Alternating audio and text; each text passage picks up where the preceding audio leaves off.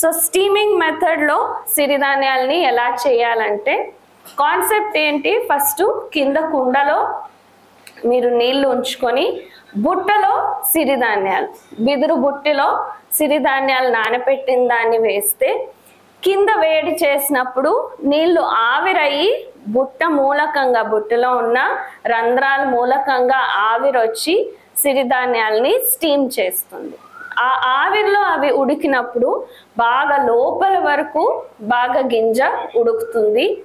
ఆవిరిలో 10-15 నిమిషాలు ఉడికిన తర్వాత ఏం చేయాలి, బుట్టలో ఉన్న సిరిధాన్యాల్ని అలా ఊరికే టాపుల్ చేసేసి మిగిలిన నీళ్ళ లోపలికి వేస్తే అక్కడ అది మిగిలినంత సగం ఉడికిపోయి ఉంటుంది. మిగిలిన 10 నిమిషాలు అక్కడ ఉడికితే 25 మినిట్స్ లోపల మీకు బాగా ఉడికిన సిరిధాన్యాల అన్నము పొడి పొడిగా తయారవుతుంది.